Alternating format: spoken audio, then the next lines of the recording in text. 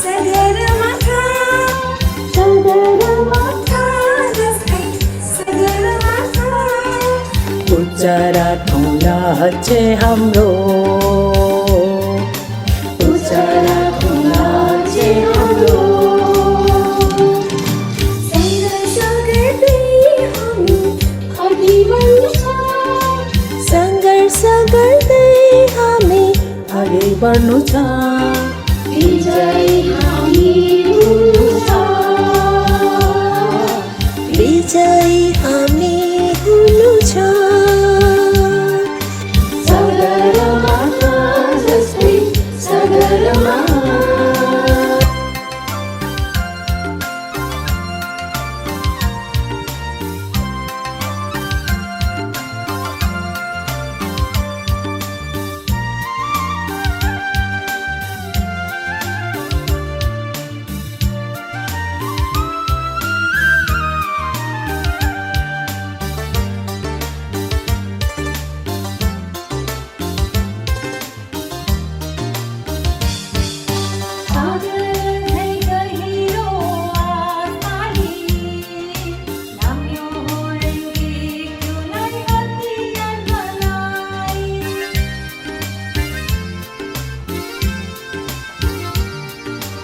सागर झै गहिरो आस्थाली नाम्य होरेंगे क्योलाई हातिया बनाई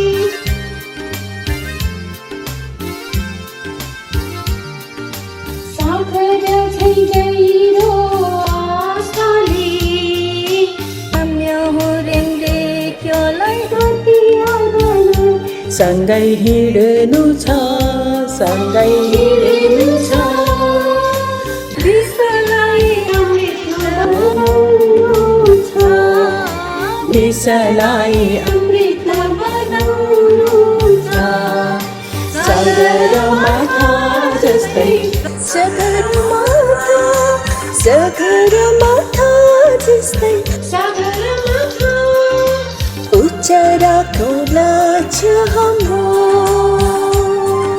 उत्तरा ठुला छे हाम्रो सङ्घर्ष गर्दै हामी अघि बढ्नु छ सङ्घर्ष गर्दै हामी अघि बढ्नु छ विजयी हामी हुनु छ विजयी हामी हुनु छ सगरमाथा जस्तै सगरमाथा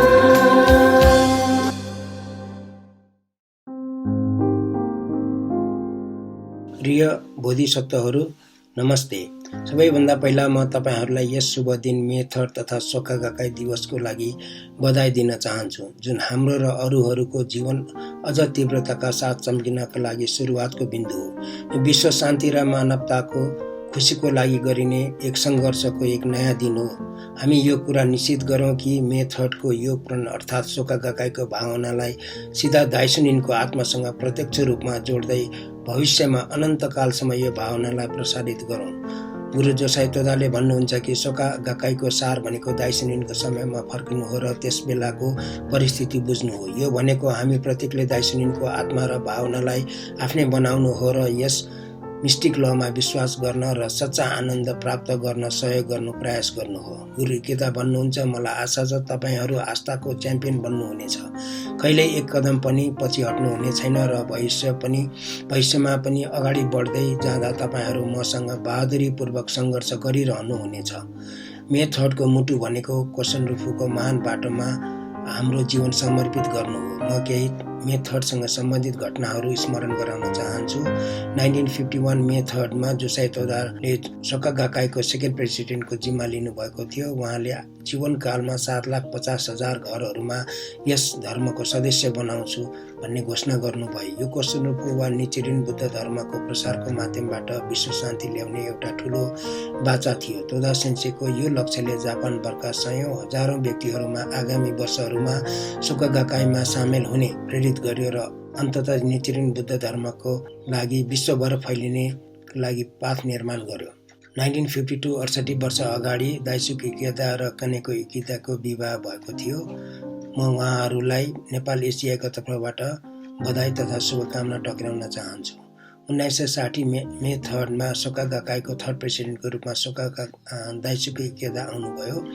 यसभन्दा 700 वर्ष अगाडि निचिन दाइसुनीले on establishing the correct teaching for the peace of land भन्ने लेख तत्कालीन शासक तथा सत्तारूढ अधिकारीहरूलाई बुझाउनु भयो, किनभने उहाँलाई जापानमा त्यति बेला गलत धर्म तथा विश्वासको अनुसरण गरेको हुनाले असामान्य र अशान्तिको स्थिति र पृथ्वीमा अनेकौं घटना भइरहेको महसुस भएको थियो।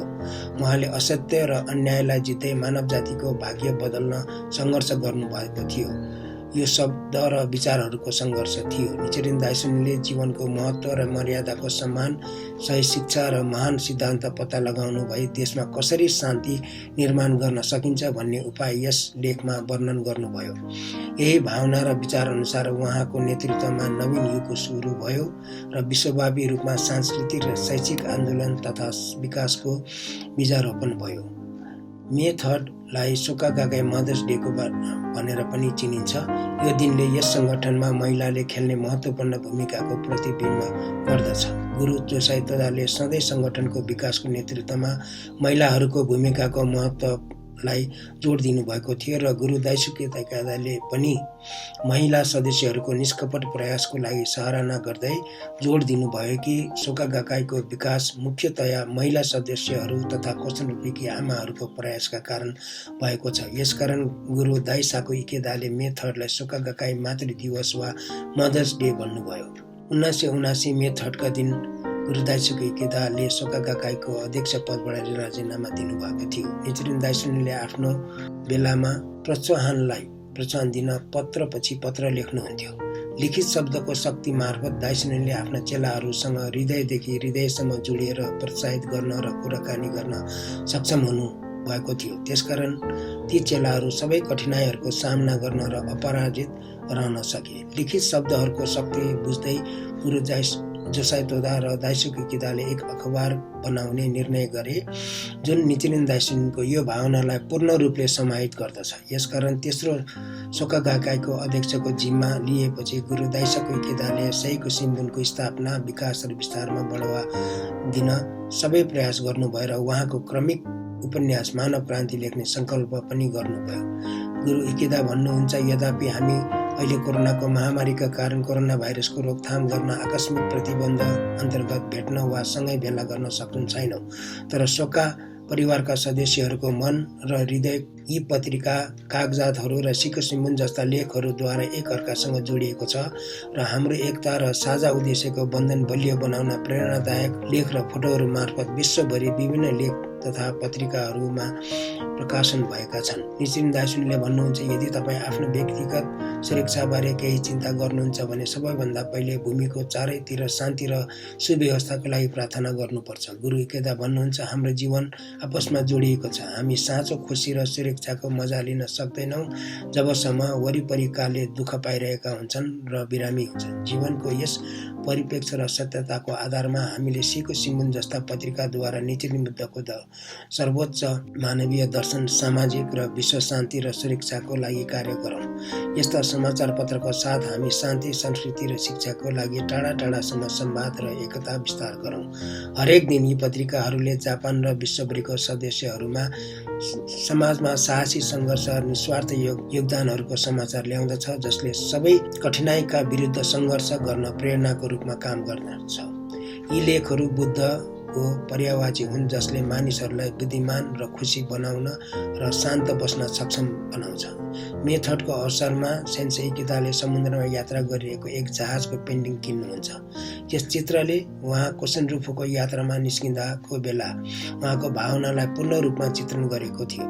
उहाँ आफ्ना गुरु र सदस्य तथा सबै मानिसहरूलाई आफ्नो विजयको लक्ष्यमा पुर्याउन आफूले गरेको कटिबद्ध र त्यसलाई पूरा गर्न बेहोरेको कठिनाई र समुद्री यात्राबारे स्मरण गराउन चाहनुहुन्छ। गुरु दाइसुकी इकेदा भन्नुहुन्छ कि यस परिस्थितिमा सोका गकाई सदस्यहरू, विशेष गरी युवाहरू जो गुरु र शिष्यको बन्धनमा एकताबद्ध भएका छन् र पृथ्वीको बोधिसत्वको रूपमा भाकल गरिरहेका छन्, उनीहरूलाई सम्झन चाहन्छु।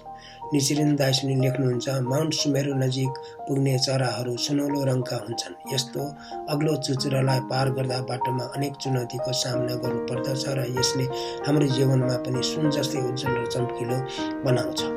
कोसन रुफुको मार्गमा लागेका सोका गाकाइका सदस्यहरू शिखरहरू जतिसुकै डरलाग्दो भए पनि हामी साहसका साथ अगाडि बढ्नेछौँ।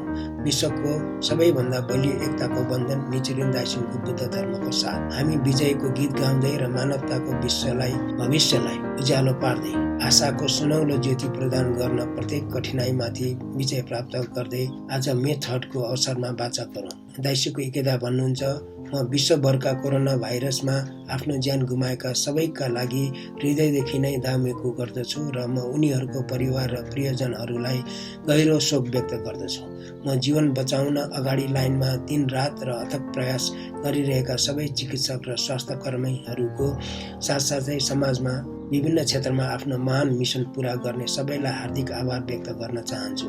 म सबैको स्वास्थ्य र सुरक्षाका लागि प्रार्थना गर्दछु। खुसी रहनुहोस्, सुरक्षित रहनुहोस्। धन्यवाद।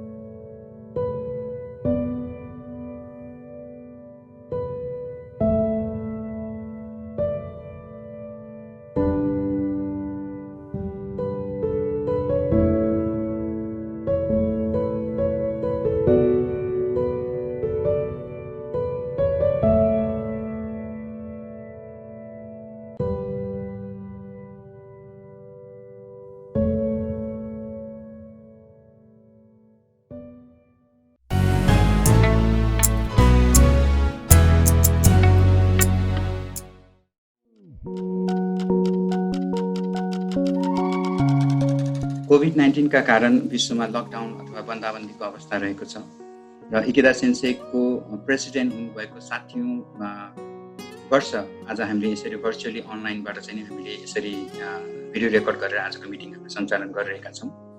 अवश्य पनि यो महामारीले जुन किसिमको अनिश्चितता, एउटा चिन्ता, एउटा क्रोधको अवस्था जुन सिर्जना गरेको छ र यो हाम्रो एकदमै एउटा अकल्पनीय घटना घट्यो भन्ने पनि लागेको छ।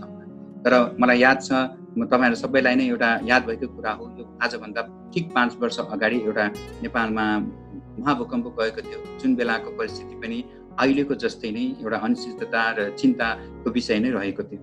र आज महामारीको कुरा गर्नु पर्दाखेरि नेपालमा अलिकति कसैलाई पनि रिस उठ्दाखेरि हामीले के कुरा गर्छौँ भन्दा हैजा तँलाई लैजा भन्ने कुराहरू गरिरहेको सुन्छौँ। भनेपछि हैजाको महामारी चाहिँ नि सन् 1832 र 1888 मा चाहिँ जुन भएको थियो नेपालमा, जसबाट चाहिँ नि शाहवंशको रानी त्रिपुरा सुन्दरीको निधन भएको थियो भने 9000 जनाको ज्यान गएको थियो। र त्योभन्दा पनि विश्व महामारीको कुरा गर्नु पर्दाखेरि एउटा ब्ल्याक डेथ अथवा चाहिँ नि तारो मृत्युको जुन कुरा गरेको छ, जसलाई द ग्रेट प्लेग पनि भनिन्छ, जुन सन् 1347 देखि 1353 सम्म भएको थियो। र यो युरोप र एसियाबाट चाहिँ भएको थियो। यसबाट चाहिँ नि 12 करोड 50 लाख जनाको चाहिँ मृत्यु भयो। अरू पनि यस्ता थुप्रै महामारी जुन छ, म यहाँ तपाईँले स्क्रिनमा देख्न सक्नुहुन्छ, जसबाट चाहिँ नि करोडौँ मान्छेहरूको चाहिँ मृत्यु भएको छ। प्लेग जस्ता, स्पेनिस फ्लू, त्यसपछि गएर पोलियो जस्ता रोगहरूले चाहिँ नि थुप्रै मान्छेको ज्यान लिएको थियो।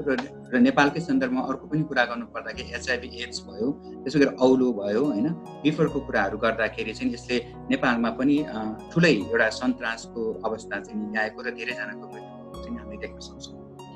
यो भयो महामारीको कुरा। अब महामारी सम्बन्धी चाहिँ बौद्ध दृष्टिकोण कस्तो रहेको छ कुरा गर्नु पर्दाखेरि, महामारी पार लगाउने कुनै अलौकिक शक्तिको कल्पना गरेको छैन, न त यस्ता कुराहरूमा विश्वास नै राखेको पाइन्छ।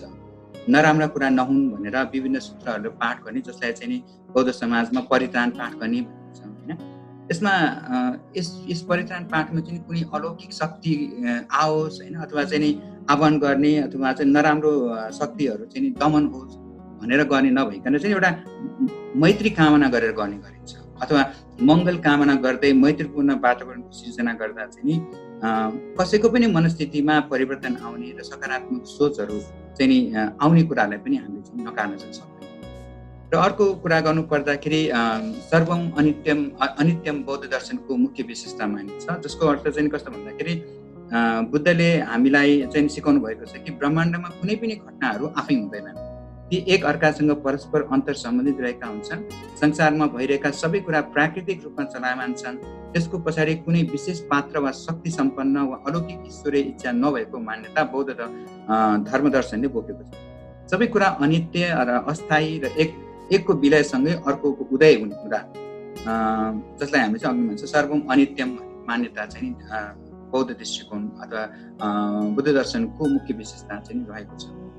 अर्को कुरा गर्नुपर्दा बुद्धले आफ्नो पहिलो धर्म चक्र प्रवर्तनको कुरा गर्दाखेरि चतुरार्य शक्तिको उहाँले चाहिँ ज्ञान दिनुभएको थियो, जस अन्तर्गत चाहिँ दुःख छ, दुःखको कारण छ भने जस्तै यो महामारी छ भने महामारी हुनुको पनि कारण छ, र महामारीबाट भएको असरलाई हेरेर हामीले चाहिँ असरबाट होइन कि यसको कारणबाट चाहिँ यसको समाधानको चाहिँ खोजी गर्नुपर्छ भन्ने कुरा चाहिँ चतुरार्य सत्यबाट हामीले बुझ्न सक्छौँ।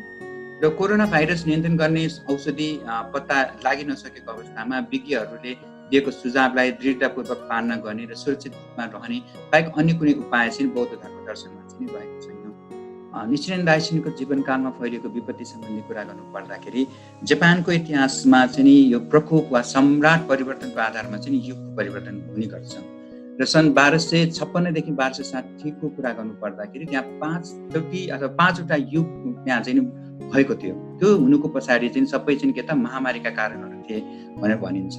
त्यसकारण निचिरेन दाइसिनको जीवनकालमा चाहिँ नि यस्ता थुप्रै महामारीहरू फैलेका थिए, जस्तो प्राकृतिक प्रकोपहरू पनि भएका थिए, जस्तो भुइँचालो, आँधीबेहरी, आगजनी, आन्तरिक विद्रोहहरू जुन भएका थिए, जसले चाहिँ समाजमा एउटा अस्थिरता र अशान्तिको एकदम गडबडपूर्ण अवस्था थियो।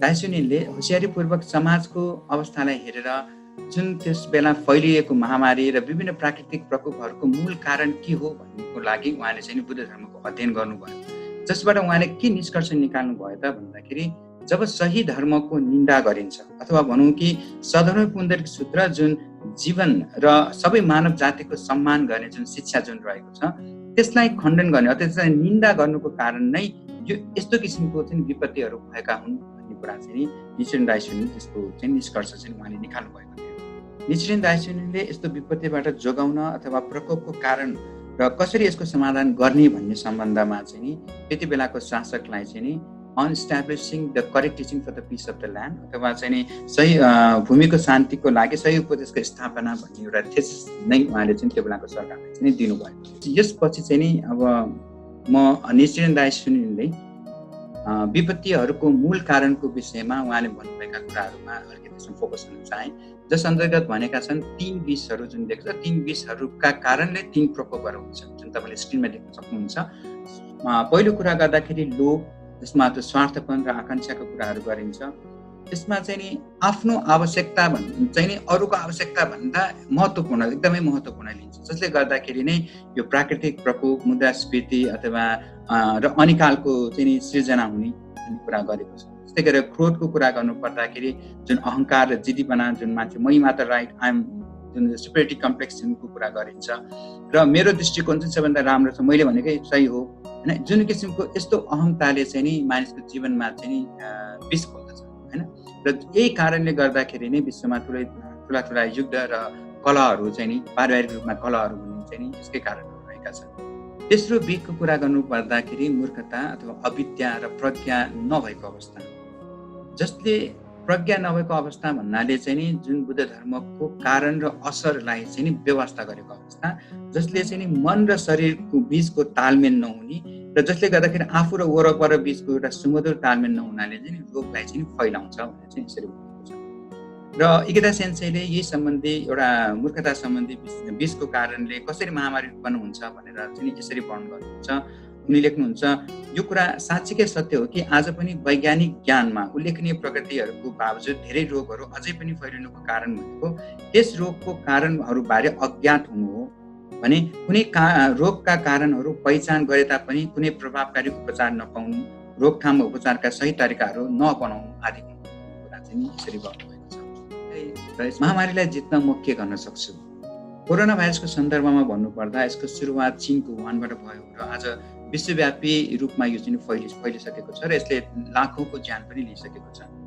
र यो भाइरसको कारणले गर्दा हामी एक अर्का बिचमा एउटा सामाजिक दूरी कायम पनि गरिरहेका छौँ र एकजनाको मान्छेले चाहिँ नि गर्दाखेरि कतिजनामा फैलिन सक्छ भन्ने कुराहरू पनि हामीले बुझिरहेका छौँ। चाहिँ हरेक मानिसको एक अर्कासँगको परस्पर सम्बन्ध चाहिँ यसले चाहिँ बुझाएको छ। र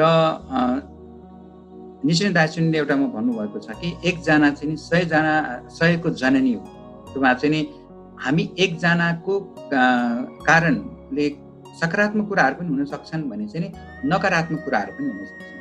आज एकजनाबाट तीनजनाबाट गर्दै मल्टिप्लिकेसन रूपमा जुन किसिमले चाहिँ नि विश्वमा आज चाहिँ नि लाखौँ मान्छे यसबाट चाहिँ सङ्क्रमित भएका छन् भने हामी त्यही एकजना मान्छे चाहिँ सचेत हुने र आफू रेस्पोन्सिबल हुने हो भने चाहिँ नि यही कुराको ठ्याक्क रिभर्स अर्डरमा चाहिँ नि यसको चाहिँ नि रोकथाम पनि हुन सक्छ। त्यही भएर नै आज हामी चाहिँ सोसियल डिस्टेन्सिङको कुराहरू गरिरहेका छौँ। बोलीले बुद्धको कार्य गर्दछ, अथवा भनौँ यो अनिश्चितता र निराशाको अवस्थामा हामी दाइमोको प्रार्थना गर्दैछौँ। हामीले एलायन्स दाइमोको जुन गरेका छौँ र जसबाट चाहिँ नि हामीले बुद्धत्वको अवस्था स्थापित गरी उज्यालो छर्ने काम हामी बोधिसक्दो र आशा र दृढ विश्वास बाँड्ने सम्बन्धमा थ्री तिब्बतका मास्टर्स प्रे फर रेन गोसोमा भनेको छ, एकजना कमजोर मानिस ठेस लागेर पनि लड्दैन जब उसलाई साथ दिनेहरू चाहिँ बलिया हुन्छ, तर शक्तिशाली भनिने मान्छे एक्लो हुँदा भने असमान बाटोमा लड्न सक्छ। भन्नाले अहिलेको अवस्थामा हामीले चाहिँ एक्लै अर्कोलाई साथ दिनु कति जरुरी छ। त्यसकारण चिन्तित नभई अहिले चिन्तन गर्नेको अवस्था हो र आफू र समुदायमा हौसला बाँड्ने काम हामीले गर्नुपर्छ। त्यसकारण हामीले एउटा फोन भिजिटको कुराहरू गरेका छौँ। एउटा तपाईँको कलले पनि हाम्रो मेम्बर साथीहरूलाई चाहिँ एउटा हौसला मिल्न सक्छ र ऊ चाहिँ नै त्यो दिन खुसी हुन सक्छ। र एउटा जापानिज कथन पनि म यहाँ तपाईँहरूसँग राख्न चाहन्छु, जसमा भनिएको छ कि हुरी बतास चल्दा तपाईँले घाँसको शक्तिलाई देख्न सक्नुहुन्छ। हुनाले रुखको जरा यदि मजबुत भएमा चाहिँ त्यो रुख चाहिँ जतिसुकै आधी हुरी आए पनि हुँदैन। त्यसकारण हामीले चाहिँ आफ्नो जीवनको अवस्थालाई चाहिँ नि दाइमोको प्रार्थनाबाट चाहिँ हामीले एकदम मजबुत बनाउनु जरुरी छ, जसबाट हामीले आशा पाउँछौँ र त्यो आशा हामीले अरूलाई बनाउँछौँ। र अर्को भनेको सतर्कता अपनाउनु हो।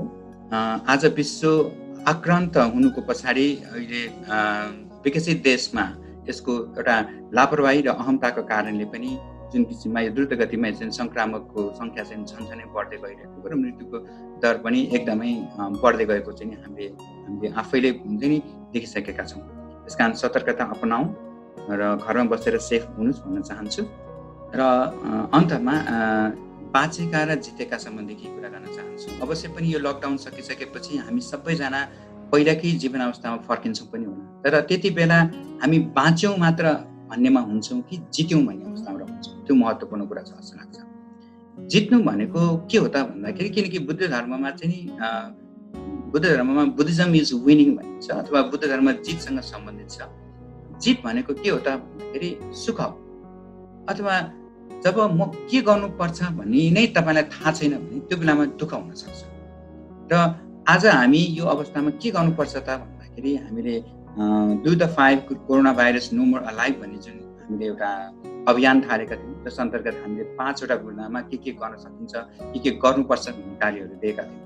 अवश्य पनि त्यो सबै बुदाहरूले चाहिँ नि आफूलाई मात्र नभएर हामीले एक अर्कोलाई एउटा हौसला दिने, यो चिन्ताको अवस्थामा एउटा चिन्तन गरेर अथवा अध्ययन गरेर आफूमा भएको जुन यो हामी जुन फन्डामेन्टल डार्कनेस अथवा आधारभूत अन्धकारलाई हटाउने र आफूमा भएको बुद्ध प्रकृतिलाई निकाल्ने यस्ता जुन कामहरू जुन यदि हामीले गरिरहेका छौँ, पक्कै पनि जब लकडाउन सकेर हामी साथीहरूलाई भेट्दाखेरि हामी भन्न सक्छौँ कि यो लकडाउनको अवधिलाई मैले कसरी सदुपयोग गरेँ र मैले जितेँ भनेर जब हामीले चाहिँ केही कुरा सुनाउन सक्यौँ अथवा तपाईँको कारणले कसैलाई चाहिँ एउटा खुसी दियो अथवा कसैलाई चाहिँ हौसला प्रदान गरेको छ भने पक्कै पनि त्यो एउटा चाहिँ जितको अवस्था हुन्छ जस्तो लाग्छ।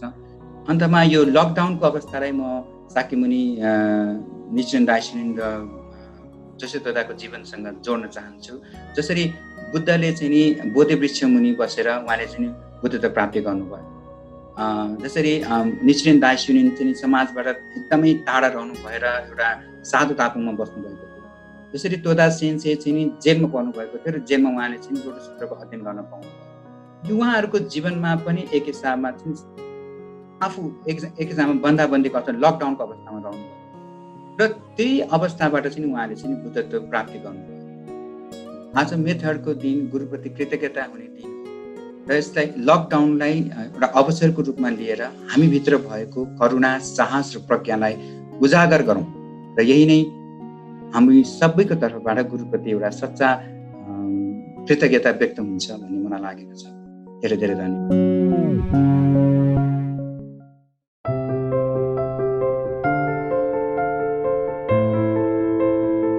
Namaste. I am Dr. Smarika, currently working in Patton Hospital in the Department of Dermatology. I have been practicing this philosophy since 22 years. We all know about the recent pandemic COVID-19. It is a viral infection and it has affected 210 countries and territories worldwide, leaving thousands and thousands of people dead and helpless. When this pandemic hit our country Nepal and the lockdown began for the first time, I felt a different kind of a thrill inside me. I had goosebumps of horror, but at the same time, I felt a sense of responsibility too. Responsible for being there where I should be and for those who needs me the most during this time. People get horrified hearing about Corona and hospital. There was a time recently that even my family was not much positive about me going to the hospital and were seriously talking about my resignation from the job. They wanted me to stay safe at home during this crisis. Nowhere in my heart had these kinds of things ever aroused. I always wanted to go there and be there at my best. Amidst the internal and external conflicts that I had been going through, I came across Do the 5 Coronavirus No More Alive. We chanted together wholeheartedly and read guidances. We chanted and chanted even more. We chanted much more than we normally used to do. One of the guidances which touched my heart at this challenging time was, I quote, "Adversity gives rise to greatness. The greater the challenges and difficulties that we face, the greater opportunity we will have to grow and develop as people." Unquote. I have always wanted to serve. This guidance made me even stronger in my convictions that no matter what might happen, I will be there. And all my worries waned away with vigorous prayers. I felt immense power and hope dwell inside me. Currently, even though I am not working in the front line for the COVID-19 positive tested patients, but every now and then I need to go to the hospital to look after the patients who come to see us in the OPD. I do my best to serve them with confidence and strength, while being extremely conscious about my self-protection as well. Patients who come to us might be infected asymptomatically or undiagnosed cases, we never know. I take special care that we are safe and with all the resources available. For example, maintain social distancing, wear masks and gloves, follow strict hand hygiene. In this challenging time, my main weapon are prayers and the unlimited guidances that we have received from Sensei. While at home, I stay inside while maintaining social distancing, even with my family members. Take extra care of my own health and stay peaceful within, preparing myself for any devastating adversity that might need my better self sometimes in the future, which I wish would never come. In the end, I would like to say, fighting Corona with only fear and anxiety can take us nowhere. Let's strive together, vigorously fight with it, with infinite prayers, being one mind with Sensei.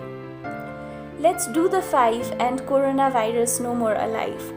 Stay strong, stay happy, stay healthy, stay safe.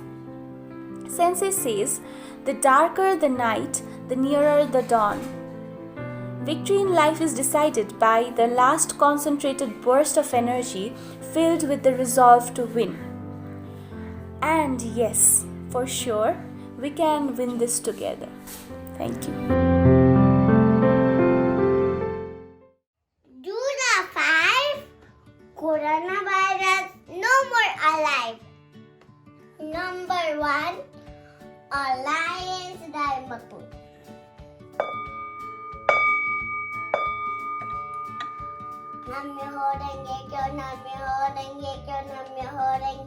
Number 2. Small family meeting and online meeting. Number 3. Read Enachai Goso and organ paper. That is 20 minutes every day. Okay? Number 4. Connect your lights through phone visit. Hello Mika, how are you? You eat your lunch? Khana khayo? Take care. Encourage to member every day.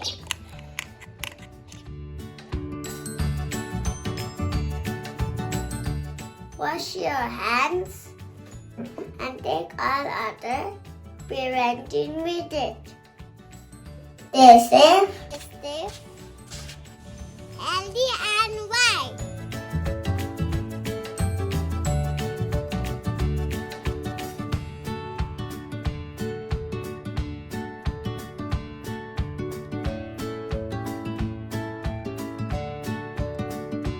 Be responsible.